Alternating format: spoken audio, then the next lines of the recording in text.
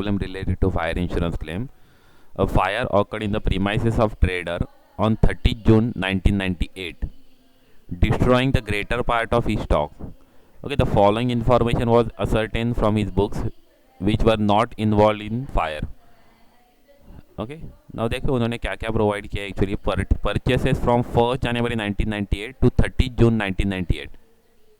Okay मतलब ये current जब फायर ऑकर्ड हुआ है उस ईयर का एक्चुअली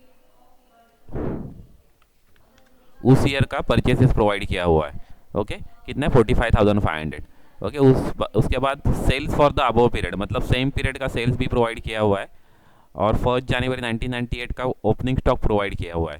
ओके यहाँ पर अभी ईयर एंड ना कैलेंडर ईयर है जो अकाउंटिंग ईयर करके फॉलो किया हुआ है, क्योंकि देखो यहाँ पर परचेसेस दिया है 1997, 1996, 1995. ऐसा कब देते जब कैलेंडर ईयर फॉलो करते उस टाइम पे देते.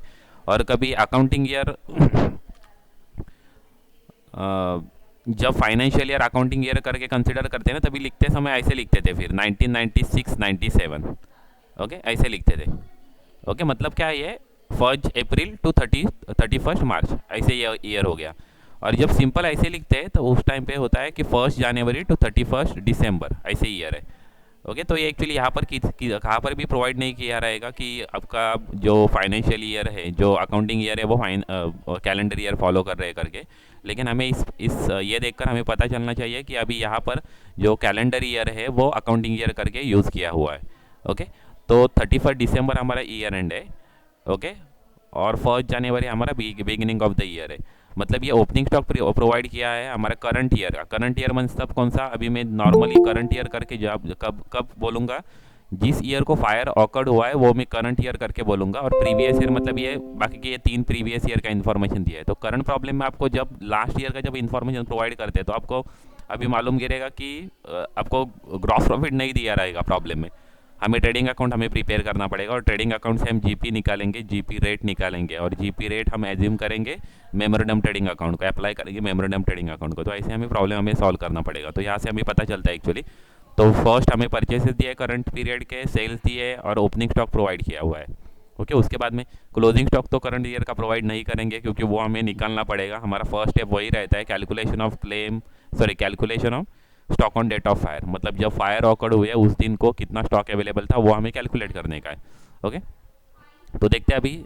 देखो 1997 का परचेसेस, 1996 का परचेसेस और 1995 का परचेसेस लास्ट 3 ईयर्स का हमें इन्फॉर्मेशन हमें प्रोवाइड किया हुआ है. वो परचेसेस दिया हुआ है. उस सेम तीनों ईयर का सेल्स भी प्रोवाइड किया हुआ है. ओके तीनों ईयर में सेल्स भी प्रोवाइड किया हुआ है कितना सेल्स है वो. नेक्स्ट 97 का ओपनिंग स्टॉक, 96 का ओपनिंग स्टॉक, 95 का ओपनिंग स्टॉक. ओके तीनों ईयर का हमें ओपनिंग स्टॉक भी प्रोवाइड किया हुआ है. ओके उसके बाद में value of stock salvage from the fire मतलब ये गुड्स सेव फ्रॉम फायर हमें प्रोवाइड किया हुआ है करंट ईयर का. ओके 2500 ये हम यूज़ करेंगे second we will use this in the second step for calculation of loss by fire. Okay what is the formula for calculation of loss by fire? Calculation of loss by fire, formula for calculation of loss by fire is equal to stock on date of fire minus salvage value. Okay, so first step answer minus salvage value. You are required to prepare the statement showing the amount to be claimed from the insurance company on the basis of average percentage of the gross profit to sales from the for the preceding 3 years. Okay, मतलब यहाँ पर उन्होंने बताया है कि हमें average profit हमें निकाल के हमें यूज़ करने का है करंट ईयर को ग्रॉस प्रॉफिट अप्लाई करने के लिए. ओके वो एक्चुअली दिए नहीं रहते थे तो भी हम कंसिडर करते थे, हम एवरेज ही निकालते एक्चुअली एडिशनल इन्फॉर्मेशन करके दिया हुआ है. लेकिन जब हमें gross profit last 3 years 2 years का निकालने का रहता है तो हमें उसका एवरेज प्रॉफिट निकालने का जरूरी रहता है. हमें एवरेज प्रॉफिट निकाल के वो जो एवरेज प्रॉफिट आएगा वो एवरेज ग्रॉस प्रॉफिट जो आएगा वो हम अप्लाई करते हैं मेमोरेंडम ट्रेडिंग अकाउंट को. ओके तो अभी स्टार्ट करते हैं हम प्रॉब्लम सॉल्व करने के लिए.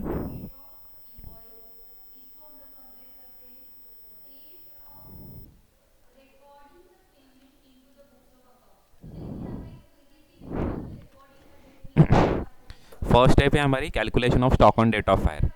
Okay calculation of stock on date of fire है हमारी फर्स्ट. और इसमें हम पहले हमें क्या प्रिपेयर करना पड़ेगा. देखिए हम पूरे प्रॉब्लम में आपको कहाँ पर वो ग्रॉस प्रॉफिट रेट मिला क्या? नहीं मिला क्योंकि ग्रॉस प्रॉफिट रेट मिसिंग ही है.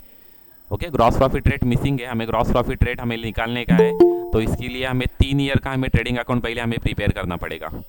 ओके, 3 ईयर का हमें ट्रेडिंग अकाउंट पहले हमें प्रिपेयर करना पड़ेगा, और उसके बाद में हम ग्रॉस प्रॉफिट हम निकालेंगे। वो ग्रॉस प्रॉफिट का हम एवरेज भी कर देंगे, और उसके बाद में हम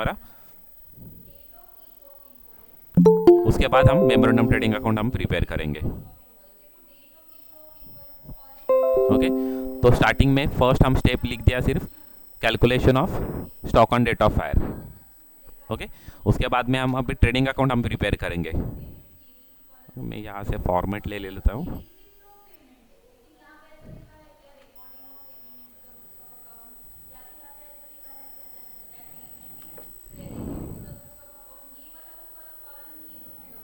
इन द बुक्स ऑफ, किसके बुक में हमें एंट्री करने का है, fire account in the premises of a trader. अभी ट्रेडर का नाम नहीं बताया है, मैं सिर्फ ट्रेडर करके मेंशन करता हूँ। ओके ओके, यहाँ पर हम पहले ट्रेडिंग अकाउंट हम प्रिपेयर करेंगे। अभी ये ट्रेडिंग अकाउंट जो प्रिपेयर करेंगे ना, 3 ईयर का ट्रेडिंग अकाउंट हम एक ही इसमें प्रिपेयर करेंगे। Okay, for the year ended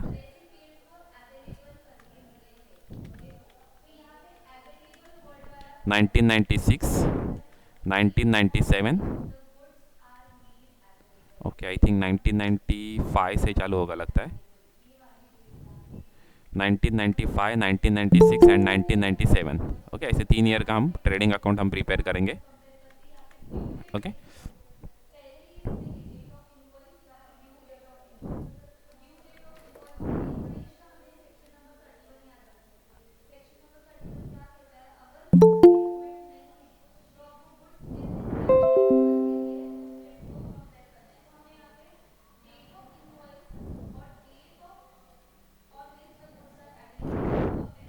₹1995,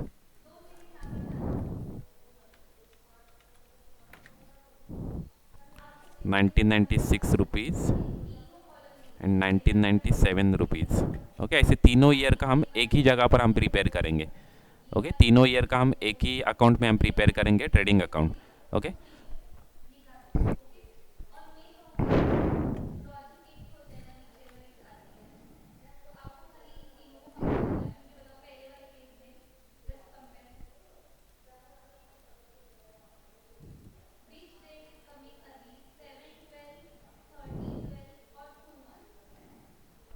okay, तो अभी देखते हैं प्रॉब्लम में क्या लिखा हुआ है। फर्स्ट दिया है हमें 1997 का, हमें परचेसेस दिया हुआ है। पहले तो ओपनिंग स्टॉक लिखना ही पड़ेगा, ओपनिंग स्टॉक रहेगा, उसके बाद में परचेसेस आएगा। ओके, परचेसेस 1995 का परचेसेस कितना है, 1,30,000, तो as it is 1,30,000। Okay, next 1996 का परचेसेस कितना है, 1,40,000। ओके, 1,40,000। 1997 का परचेसेस कितना है, 1,50,000। ओके, 1,50,000। ओके, नेक्स्ट देखो सेल्स दिया है 1997, 1996, 1995, तो सेल्स लिख दो। 1997 है 1,90,000 sales, by sales. Okay, by sales 1997 1,90,000। Okay, next 1996 1,60,000 and 1995, एक मिनट, 1997, एक मिनट,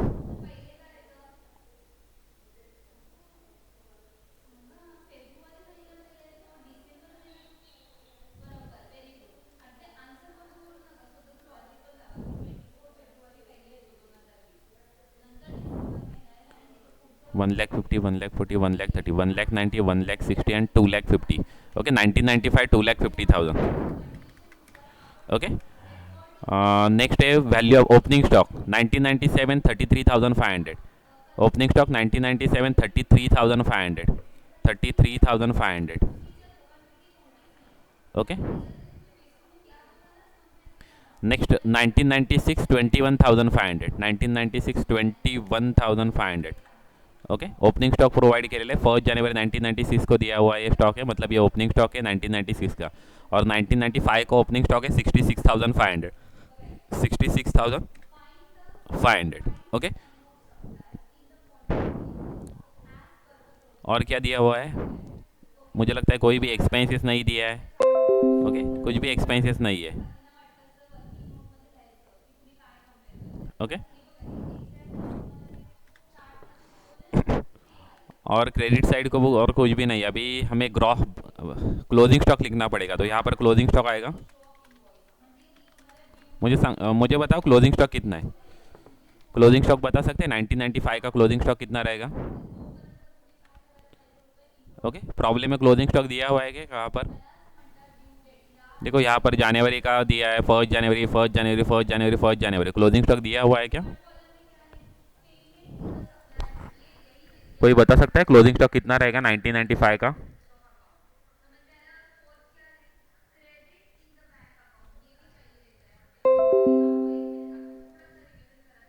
बता सकता है कोई क्लोजिंग स्टॉक कितना रहेगा 1995 का, 1996 का, 1997 का?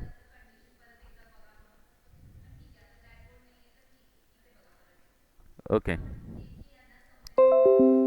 लास्ट ईयर ओपनिंग स्टॉक जो 1996 का जो ओपनिंग स्टॉक रहेगा वो 1995 का क्लोजिंग स्टॉक रहेगा ना, क्योंकि वही ट्रांसफ़र होता है। ओके, तो इसकी वजह से 1995 का क्लोजिंग स्टॉक कितना रहेगा? 1995 का क्लोजिंग स्टॉक रहेगा, जो 1996 का ओपनिंग स्टॉक रहेगा वही 1995 का क्लोजिंग स्टॉक रहेगा। तो इसकी वजह से 21,500 1995 का क्लोजिंग स्टॉक रहेगा। 1996 का क्लोजिंग स्टॉक कितना रहेगा? 33,500। जो 97 का जो ओपनिंग स्टॉक है ना वो 96 का क्लोजिंग स्टॉक रहेगा। और 97 का क्लोजिंग स्टॉक कहाँ पर दिया हुआ है, तो उन्होंने प्रॉब्लम में वो भी दिया हुआ है। देखो 1998 का जो ओपनिंग स्टॉक है ना वो 97 का क्लोजिंग स्टॉक रहेगा। तो इसकी वजह से 1 जनवरी 1998 को 12,500 रुपीज़ है ओपनिंग स्टॉक, मतलब 12,500 रुपीज़ क्लोजिंग स्टॉक है 1997 का। ओके, तो अभी ये हमें कंप्लीट करने का, एक्चुअली अभी इसमें कुछ बचा नहीं है। एक्चुअली जितना इन्फॉर्मेशन दिया था वो सब हमने ट्रांसफ़र कर दिया, कोई भी एक्सपेंसेस नहीं दिया है। ओके, तो इसकी वजह से हम यहाँ पर कभी क्लोज कर देंगे तीनों अकाउंट। ओके, अकाउंट्स हम यहाँ पर तीनों क्लोज कर देंगे। आई थिंक डेबिट साइड को ही टोटल मतलब डेबिट साइड को ओपनिंग बैलेंस आ जाएगा। ओके, सॉरी, डेबिट साइड को ही बैलेंसिंग अमाउंट आ जाएगी, क्रेडिट साइड हम टोटल कर देते हैं। ओके, इतना आ रहा है टोटल, ये मैं टोटल यहाँ पर मेंशन कर देता हूँ। ओके, तीनों कम है एक्चुअली, मतलब ये उतना आ जाएगा। ओके, तो यहाँ पर मैं ऊपर वाला टोटल यहाँ पर लिख देता हूँ रफ में। एक्चुअली आपको ऐसे लिखने का नहीं है वहाँ पर, एक्चुअली प्रॉब्लम में ये दोनों का टोटल यहाँ पर लिख देता हूँ, तो माइनस करके हम ग्रॉस प्रॉफिट निकाल देंगे। ओके, तो यहाँ पर ग्रॉस प्रॉफिट निकालता हूँ, ये टोटल माइनस ये, तो ये ग्रॉस प्रॉफिट आ गया। ओके, सेकंड वाला भी ग्रॉस प्रॉफिट वैसे निकालेंगे, credit side total minus debit side total. Okay, और थर्ड में भी निकालेंगे credit side total minus debit side total. Okay, तो इतना ग्रॉस प्रॉफिट हमारा आ रहा है। ओके, ग्रॉस प्रॉफिट आ रहा है 75,000, 32,000 एंड 19,000। ओके, तो अभी ये ग्रॉस प्रॉफिट यूज़ करके हमें अभी क्या करेंगे, ग्रॉस प्रॉफिट रेट निकाल देंगे। ओके, ये ग्रॉस प्रॉफिट हम यूज़ करके हम ग्रॉस प्रॉफिट रेट निकाल देंगे अभी। ओके, तो यहाँ पर अभी ग्रॉस प्रॉफिट रेट वाला फॉर्मूला यूज़ करके हम ग्रॉस प्रॉफिट रेट निकाल देंगे। ग्रॉस प्रॉफिट रेट का फॉर्मूला ये है, formula gross profit rate. Okay, तो यहाँ पर ग्रॉस प्रॉफिट रेट वाला फॉर्मूला मेंशन कर देते हो, gross profit divide by net sales into 100। Okay, तो तीनों ईयर का ग्रॉस प्रॉफिट यहाँ पर निकालेंगे। फर्स्ट ग्रॉस प्रॉफिट फॉर 1997 यहाँ पर निकालता हूँ, 1995 का निकालता हूँ पहले। ओके, यहाँ पर निकाल देता हूँ। ग्रॉस प्रॉफिट कितना है 75,000। ओके, डिवाइड बाय सेल्स कितना है, सेल्स है 1995 का 2,50,000 इंटू 100, ये हमारा फॉर्मूला है। तो यहाँ पर ग्रॉस प्रॉफिट यहाँ पर निकाल देता हूँ 1995 का 75,000 divide by 2,50,000 into 100 is equal to answer आ जाएगा 30%। ओके, आंसर आ जाएगा 30%। ओके, आंसर आ गया 30%। 1995 का आंसर है 30%। अभी 1996 निकालता हूँ यहाँ पर, 1996। ओके, सेम ग्रॉस प्रॉफिट कितना है 1996 का 32,000। ओके, नेक्स्ट सेल्स कितना है 1,60,000। सेल्स कितना है 1996 1,60,000 इंटू 100। ओके, तो सेम फॉर्मूला मैं यहाँ पर मेंशन कर देता हूँ। ओके, तो 20% आ रहा है। ओके, ये देखो 32,000 divide by 1,60,000 into 100 is equal to 20% आ रहा है 1996 का। अभी लास्ट में 1997 का निकाल दो, तीनों ईयर का निकालने का हमें ग्रॉस प्रॉफिट। ओके, तीनों ईयर का हम ग्रॉस प्रॉफिट निकाल देंगे। ओके, तो अभी आप 1997 ग्रॉस प्रॉफिट कितना है 1997 19,000 है। ओके, सेल्स कितना है 1997 का 1,90,000 इंटू 100। अभी ये सेम फॉर्मूला यहाँ पर मेंशन कर देता हूँ तो 10% आ रहा है। देखो 19,000 divide by 1,90,000 into 100 is equal to 10% आ रहा है। ओके, अभी ये हमने तीनों ईयर का हमने ग्रॉस प्रॉफिट रेट निकाल दिया। ओके, ग्रॉस प्रॉफिट रेट निकाल दिया हमने तीनों ईयर का। अभी यहाँ पर एवरेज ग्रॉस प्रॉफिट हम निकाल देंगे। Average gross profit rate, average gross profit rate और ratio is equal to total of gross profit divided by number of years.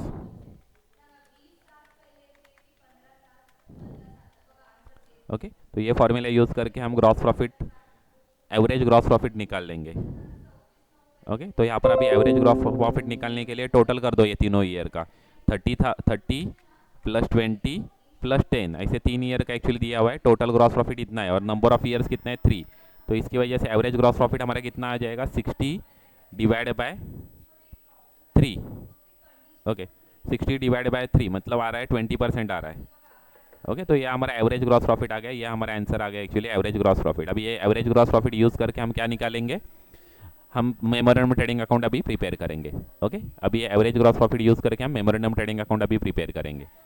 Okay, तो अभी नेक्स्ट हमें जब ग्रॉस प्रॉफिट मिल जाता है, हमें ग्रॉस प्रॉफिट रेट जब मिल जाता है तभी हम क्या प्रिपेयर करते हैं, मेमोरेंडम ट्रेडिंग अकाउंट हमें प्रिपेयर करना पड़ता है। तो अभी मेमोरेंडम ट्रेडिंग अकाउंट अभी यहाँ पर हम प्रिपेयर करेंगे, memorandum trading account.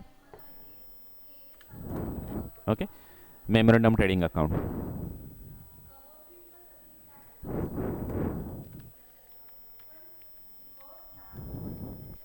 Memorandum trading account for the period, अब अभी कौन सा पीरियड है, देखो यहाँ से कौन सा पीरियड दिया हुआ है, 1 जनवरी 1998 टू 30 जून 1998, क्योंकि फायर ऑकर्ड हुई है 30 जून 1998 को। तो मेमोरेंडम ट्रेडिंग अकाउंट हम प्रिपेयर करते हैं for the period from the beginning of year 1/1/1998 till the date of fire 1998। Okay, मतलब 1 जनवरी 1998 टू 30 सितंबर 1998। 30 सितंबर है क्या, नहीं 30 जून है, 30 जून 1998। तो ये 6 मंथ का हमारा ट्रेडिंग अकाउंट, हम मेमोरेंडम ट्रेडिंग अकाउंट हम प्रिपेयर करेंगे। ओके,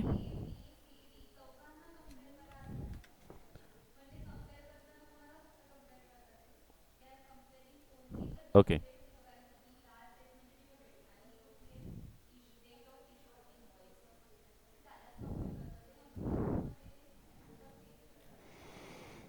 ओके,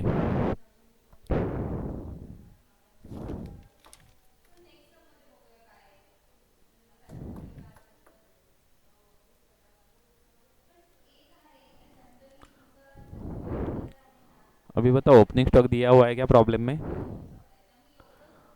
ओपनिंग स्टॉक दिया हुआ है, क्योंकि जो लास्ट ईयर का जो क्लोजिंग स्टॉक रहेगा वही करंट ईयर का ओपनिंग स्टॉक रहेगा। और यहाँ पर ओपनिंग स्टॉक सेपरेट भी दिया हुआ है 12,500 रुपीज़। तो यहाँ पर ओपनिंग स्टॉक हम लिख देंगे 12,500 रुपीज़। ओके, 12,500 ओपनिंग स्टॉक आ गया। ओके,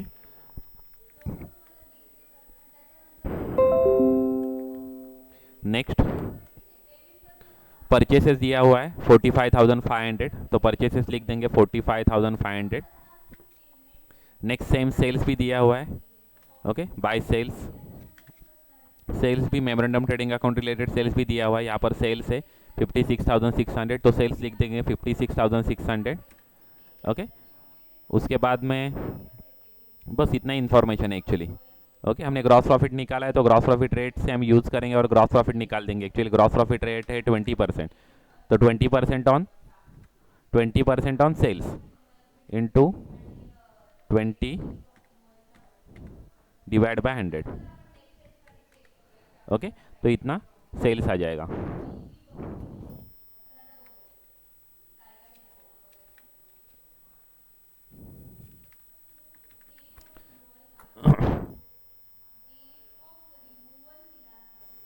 ओके, तो हम यहाँ से बैलेंसिंग अमाउंट अभी निकाल देंगे। बैलेंसिंग अमाउंट अभी कितना आ रहा है, तो हमारा क्लोजिंग स्टॉक आ जाएगा। जो बैलेंसिंग अमाउंट रहेगा वो क्लोजिंग स्टॉक रहेगा। ओके, तो यहाँ पर by closing stock, okay by closing stock, ये बैलेंसिंग अमाउंट आ जाएगा। 69,320 टोटल आ रहा है।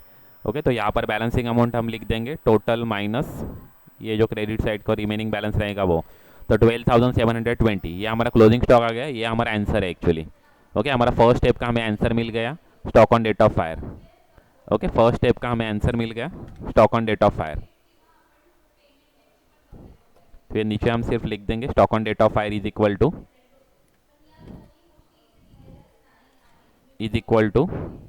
रुपीज़ 12,720। ओके, तो ये हमारा आंसर आ गया फर्स्ट स्टेप का। ओके, अभी सेकंड स्टेप क्या है, calculation of loss by fire. Okay, second step calculation of loss by fire. Okay, तो अभी आंसर निकालने के लिए calculation of loss by fire के लिए एक्चुअली सेम फॉर्मूला हर जगह यूज होता है actually, stock on date of fire minus salvage value.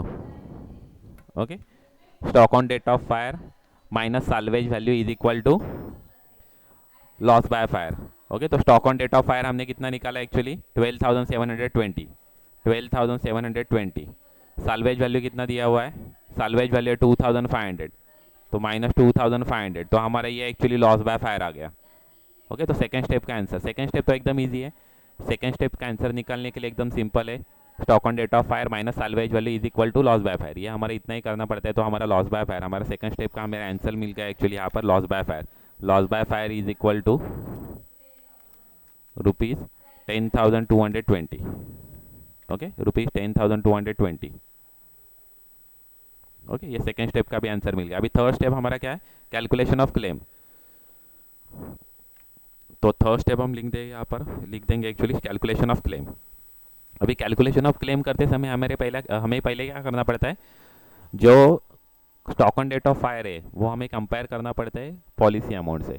तो अभी stock on date of fire हम कंपेयर करेंगे पॉलिसी अमाउंट से, लेकिन पॉलिसी अमाउंट देखो प्रॉब्लम में कहाँ पर दिया हुआ है, क्या पॉलिसी अमाउंट नहीं है, पॉलिसी अमाउंट एक्चुअली प्रॉब्लम में नहीं दिया है। तो इसकी वजह से हमारा एक्चुअली ऐसा एजम्पशन रहेगा वहाँ पर पार इंश्योरेंस है, नहीं तो ओवर इंश्योरेंस है, ऐसा हमारा एजम्पशन रहेगा। तो हमारा क्लेम अमाउंट आ जाएगा, claim amount is equal to loss by fire. Loss by fire ये हमारा एक्चुअली फाइनल आंसर आ जाएगा। Claim is equal to rupees 10,220। Okay, जिस टाइम पे हमें पॉलिसी अमाउंट देते नहीं है तो हमारा क्लेम हम कैसे निकालेंगे, हमारा एजम्पशन रहेगा कि वहाँ पर पार है, पार इंश्योरेंस है, इधर पार इंश्योरेंस है और ओवर इंश्योरेंस है। ओके, तो जब पार इंश्योरेंस और ओवर इंश्योरेंस रहता है तो हमारा क्या रहता है, जो लॉस बाय फायर रहता है वही हमारा क्या रहता है, क्लेम अमाउंट रहता है। ओके, तो इसको वजह से यहाँ पर अभी क्लेम अमाउंट आ गया है 10,220। ओके, कोई प्रॉब्लेम आहे, ओके, करंट प्रॉब्लेममध्ये आपण पुन्हा एकदा रिवाइज बघूया, काय रिवाइज करूया आपण।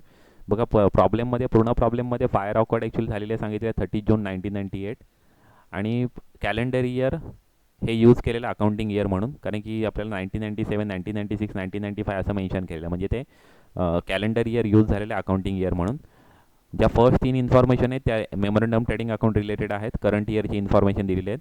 नेक्स्ट 3 इन्फॉर्मेशन परचेसेस दिलेले आहेत लास्ट 3 इयर्सचे, नेक्स्ट सेल्स दिले आहेत लास्ट 3 इयर्सचे, नेक्स्ट ओपनिंग स्टॉक दिलेले आहेत लास्ट 3 इयर्सचे, आणि लास्ट आपल्याला साल्वेज व्हॅल्यू आपल्याला प्रोव्हाइड केलेली आहे। ओके, तर या सर्व गोष्टीवरून आपण फर्स्ट आपण लास्ट 3 इयर्सचं, कारण की जी पी आपल्याला प्रॉब्लेममध्ये दिलेलं नाही आहे, पॉलिसी अमाऊंटसुद्धा प्रॉब्लेममध्ये दिलेलं नाही आहे, तर जी पी त्यांनी ऑलरेडी मेन्शन केलं की तुम्ही ॲव्हरेज ग्रॉस प्रॉफिट यूज करा जी पी म्हणून, त्यांनी मेन्शन केलं की ॲव्हरेज ग्रॉस प्रॉफिट तुम्ही यूज करा जी पी म्हणून। ओके, तर आता आपण पहिल्यांदा 3 वर्षाचं आपण ट्रेडिंग अकाउंट आपण प्रिपेअर करणार। ट्रेडिंग अकाउंट प्रिपेअर करताना असं 3 इयर्स एकत्रच प्रिपेअर करायचं। ओके, 95, 96, 97, ओके, 3 इयर्सचं ट्रेडिंग अकाउंट एकाच अकाउंटमध्ये प्रिपेअर करायचं। ओपनिंग स्टॉक मेन्शन करून घेतला, ओपनिंग स्टॉक इथे दिलेला आहे, तो ओपनिंग स्टॉक आपण मेन्शन केला 3 वर्षाचा। ओके, नेक्स्ट आपल्याला परचेसेस दिले, ते 3 वर्षाचे आपण इथे मेन्शन करून घेतले, 3 वर्षाचे परचेसेस प्रोव्हाइड केलेत। नेक्स्ट सेल्स प्रोव्हाइड केलेले, तिथे आपल्याला 3 वर्षाचे ते as it is copy paste करून घेतले। ओके, नेक्स्ट आपण क्लोजिंग स्टॉक आपल्याला दिलेला आहे 3 वर्ष दिलेलं नाही आहे, पण ते आपल्याला समजून जातं की 96चा जो ओपनिंग स्टॉक आहे तो 95चा काय असणार आहे, क्लोजिंग स्टॉक असणार आहे. ओके, 96 जो ओपनिंग स्टॉक आहे तो 95चा क्लोजिंग स्टॉक असणार आहे. 97 ओपनिंग स्टॉक तो 96चा क्लोजिंग स्टॉक असणार आहे. ओके, 98चा ओपनिंग स्टॉक तो 97चा क्लोजिंग स्टॉक असणार आहे. त्यानुसार आपण मेन्शन केलं. हे बघा, 12,500 98चा ओपनिंग स्टॉक तो 97चा क्लोजिंग स्टॉक असणार आहे. ओके, नेक्स्ट 33,500 जो 97चा ओपनिंग स्टॉक आहे तो 96चा क्लोजिंग स्टॉक असेल. त्या पद्धतीने आपण ते सर्व मेन्शन करून घेतले, क्लोजिंग स्टॉक मेन्शन करून घेतले. ओके, आणि बॅलन्सिंग अमाऊंट आपली ग्रॉस प्रॉफिट आली, ही आपली बॅलन्सिंग अमाऊंट होती. ओके, आपण ग्रॉस प्रॉफिट फाइंड आउट केलं. नेक्स्ट आपण ग्रॉस प्रॉफिट फाइंड आउट केल्यानंतर आपल्याला gross profit ratio find out करायचं. त्यासाठी आपण हा फॉर्म्युला यूज केला आणि तिन्ही वर्षाचा आपण ग्रॉस प्रॉफिट रेशो आपण फाइंड आउट केला. तो 30%, 20% आणि 10% आला. ओके, आणि आपल्या प्रॉब्लेममध्येच त्याने ऑलरेडी मेन्शन केलं की तुम्ही ॲव्हरेज ग्रॉस प्रॉफिट घ्या. ओके, त्यामुळे आपण त्याचा ॲव्हरेज फाइंड आउट केला. 30 + 20 + 10 इज इक्वल टू आले 60. डिवाइड बाय किती इयर्स आहेत, 1 2 3 म्हणून divide by 3 is equal to answer आला 20%. हा ॲव्हरेज ग्रॉस प्रॉफिट आला. ओके, हा ग्रॉस प्रॉफिट आला 20%. हा आता अप्लाय करणार होता आपण मेमोरंडम ट्रेडिंग अकाउंटला 20%. ओके, तर मेमोरंडम ट्रेडिंग अकाउंटला आपल्याला दिलेलं आहे त्याने इन्फॉर्मेशन, परचेसेस, सेल्स आणि ओपनिंग स्टॉक दिले आहे. तर परचेसेस मेन्शन केले, सेल्स मेन्शन केले आणि ओपनिंग स्टॉक मेन्शन केला. ओके, ग्रॉस प्रॉफिट आपण फाइंड आउट केला. सेल्सला मल्टिप्लाय करून 25% सेल्सचे आपला ग्रॉस प्रॉफिट आहे. बॅलन्सिंग अमाऊंट आपण क्लोजिंग स्टॉक फाइंड आउट केली. ओके, तर हीच क्लोजिंग स्टॉक म्हणजे आपली stock on date of fire आहे. म्हणजे फर्स्ट स्टेपचा आपला आन्सर झाला. Okay, stock on date of fire आपला फर्स्ट स्टेपचा आन्सर झाला. सेकंड स्टेप तर एकदम सिंपल आहे, calculation of loss by fire. Okay, loss by फायरमध्ये आपण फक्त stock on date of fire म्हणजे फर्स्ट स्टेपचा answer minus salvage value. Salvage value आपल्या प्रॉब्लेममध्ये इथे दिलेली आहे 2,500 रुपीज. ओके, तर 2,500 रुपीज आपण इथे मेन्शन केली आणि लॉस बाय फायर आपण फाइंड आउट केलं. ओके, थर्ड स्टेपमध्ये आपण क्लेम आपण फाइंड आउट करतो. क्लेम फाइंड आउट करताना आपल्या पॉलिसी अमाऊंट आपल्याला कंपेअर करायची असेल स्टॉक ऑन डेट ऑफ फायरची. पण पॉलिसी अमाऊंट आपल्याला प्रॉब्लेममध्ये दिलेलं नाही आहे. त्यामुळे आपलं असं ॲझम्पशन आहे की तिथे पार इन्शुरन्स आहे किंवा ओव्हर इन्शुरन्स आहे, म्हणजे तिथे अंडर इन्शुरन्स नाही आहे. ओके, कारण पॉलिसी अमाऊंट आपल्याला दिलेलीच नाही. अंडर इन्शुरन्स जरी असतं तरी सुद्धा आपल्या पॉलिसी अमाऊंट गरजच आहे ना, कारण विदाउट पॉलिसी अमाऊंट आपण क्लेम फाइंड आउट करू शकतच नाही आहे. कारण क्लेमचा फॉर्म्युला काय, policy amount divide by stock on date of fire into loss by fire. Policy amount आपल्याला माहितीच नाही आहे, त्यामुळे आपण तो फॉर्म्युलासुद्धा आपण इथे यूज करू शकत नाही आहे. ओके, त्यामुळे आपलं ॲझम्पशन असं आहे की तिथे इन्शुरन्स आहे तो पार इन्शुरन्स आहे किंवा ओव्हर इन्शुरन्स आहे. कारण त्या सिच्युएशनमध्ये जेव्हा पार इन्शुरन्स आणि ओव्हर इन्शुरन्स असतो तेव्हा आपला क्लेम अमाऊंट किती असते, जेवढा लॉस बाय फायर असतो तेवढी आपली क्लेम अमाऊंट असते. त्यामुळे आपलं ॲझम्पशननुसार आपलं पार किंवा ओव्हर इन्शुरन्स आहे, त्यामुळे आपला claim amount is equal to 10,220. Okay, claim is equal to loss by fire. हा फक्त इथे मेन्शन करायचं, claim is equal to loss by fire. आणि मग पॉलिसी अमाऊंटनुसार आपण फाइंड आउट करायची. म्हणजे आपली क्लेम आपण फाइंड आउट करायचा direct loss by fire is equal to claim. Okay, 10,220 हे आपलं कंप्लीट झालेलं आहे. ओके, कोणाला काय क्वेरी आहे याच्यामध्ये?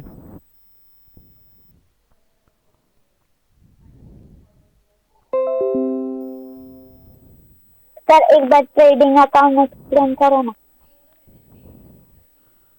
ओके, ट्रेडिंग अकाउंट में एक्चुअली परचेसेस, ओपनिंग स्टॉक और सेल्स, इतना ही तीनों इन्फॉर्मेशन दिया है उन्होंने प्रॉब्लम में. परचेसेस, सेल्स और ओपनिंग स्टॉक दिया हुआ है. ओके, तो एज इट इज़ वो ट्रांसफ़र कर दिया तीनों ईयर का. ओपनिंग स्टॉक तीनों ईयर का दिया हुआ है यहाँ पर. ये ओपनिंग स्टॉक है तीनों ईयर का, ये परचेसेस है तीनों ईयर का और ये सेल्स है तीनों ईयर का. ये एज इट इज़ यहाँ पर कॉपी पेस्ट कर दिया. जो ईयर का दिया है वो उस ईयर के नीचे लिख दिया. क्लोजिंग स्टॉक क्या है, जो नेक्स्ट ईयर का जो ओपनिंग स्टॉक है वो करंट ईयर का क्लोजिंग स्टॉक रहेगा. देखो 96 का ओपनिंग स्टॉक है वो 95 का क्लोजिंग स्टॉक है. 97 का ओपनिंग क्लोजिंग 97 का ओपनिंग स्टॉक मतलब 96 का क्लोजिंग स्टॉक. और 98 का ओपनिंग स्टॉक यहाँ पर दिया हुआ है. 98 का ओपनिंग स्टॉक वो 97 का क्लोजिंग स्टॉक है. ओके, तो ये क्लोजिंग स्टॉक निकाल लिया, बैलेंसिंग अमाउंट हमारा जीपी आ गया. इतना ही है, बाकी कुछ नहीं है. सिर्फ यहाँ पर 3 ईयर का ट्रेडिंग अकाउंट प्रिपेयर करने का, लेकिन एक ही अकाउंट में हम तीनों ईयर का कॉलम प्रिपेयर कर देंगे इस प्रकार के. तीनों ईयर का यहाँ पर जीपी निकल गया और इसके बाद में हमने जीपी रेट हमें तीनों ईयर का निकाल लिया, उसका एवरेज निकाल लिया. ओके, एकदम सिंपल एक्चुअली है. कुछ प्रॉब्लम है ट्रेडिंग अकाउंट? कुछ नहीं, एक्चुअली एकदम सिंपल है. यहाँ पर सिर्फ 3 कॉलम प्रिपेयर किए 3 ईयर के, इतना ही सिर्फ डिफरेंस है. क्योंकि अब आपको 3 ईयर का कभी प्रिपेयर करते थे ना, तो आपको वो तीनों टाइम पे अकाउंट प्रिपेयर करना पड़ता था, वो तीनों टाइम पे आपको ओपनिंग स्टॉक लिखना पड़ता था, परचेसेस लिखना पड़ता था. तो इसकी वजह से हम एक ही अकाउंट में 3 कॉलम प्रिपेयर करें. 3 ईयर का हम अकाउंट एक ही अकाउंट में हम प्रिपेयर कर देंगे. 3 कॉलम सिर्फ सेपरेट प्रिपेयर कर दें, 95 के सेपरेट, 96 के सेपरेट और 97 के सेपरेट. इतना ही सिर्फ डिफरेंस है, बाकी एकदम सेम है. एकदम सिंपल प्रॉब्लम था, ज़्यादा कुछ नहीं है इसमें एक्चुअली. इतना सिंपल प्रॉब्लम एक्चुअली एग्जाम में आता नहीं है, लेकिन ये फर्स्ट प्रॉब्लम है जो मल्टीपल ईयर्स का था, इसकी वजह से मैंने एक सिंपल प्रॉब्लम ले लिया है। Okay okay, thank you sir. Okay, अभी नेक्स्ट अभी देखते हैं।